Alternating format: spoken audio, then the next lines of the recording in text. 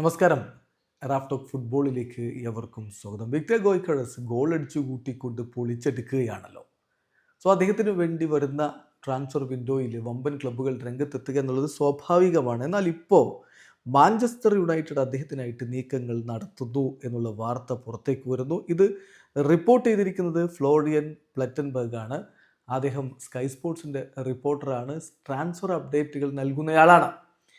അപ്പോൾ അദ്ദേഹത്തെ ഉദ്ധരിച്ചുകൊണ്ട് goal.com അടക്കമുള്ള മാധ്യമങ്ങൾ ഇക്കാര്യം ഇപ്പോൾ റിപ്പോർട്ട് ചെയ്ത് കഴിഞ്ഞിട്ടുണ്ട്.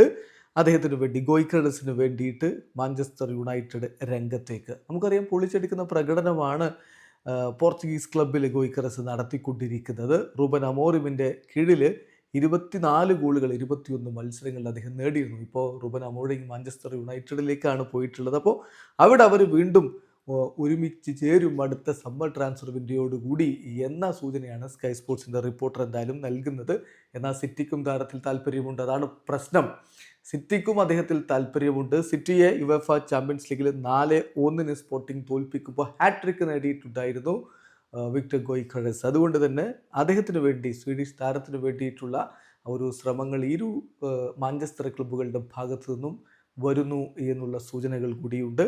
സ്വീഡിഷ് താരം ഇതിനു മുമ്പ് ഇംഗ്ലണ്ടിൽ കളിച്ചിട്ടുണ്ട്. കവൻട്രിയെ 116 മത്സരങ്ങൾ അദ്ദേഹം റെപ്രസെൻ്റ് ചെയ്ത് കളിച്ചു, 43 ഗോളുകൾ നേടിയിരുന്നു. അതേപോലെ തന്നെ ബ്രൈറ്റണിൽ അദ്ദേഹം കളിച്ചിട്ടുണ്ട്. 8 മത്സരങ്ങൾ അദ്ദേഹം കളിച്ചിട്ടുണ്ട്, 1 ഗോളാണ് അന്ന് നേടിയിട്ടുണ്ടായിരുന്നത്. ഏതായാലും ഗോയ്ക്കറസ് തൻ്റെ ഗോളടി മേളം തുടരുകയാണ്. അത് ഇനിയിപ്പോൾ ജനുവരി ട്രാൻസ്ഫർ വിൻഡോയിൽ ഇങ്ങോട്ടേക്ക് മൂവ് ചെയ്യാനില്ല എന്നുള്ളത് അദ്ദേഹം വ്യക്തമാക്കിയതാണ്.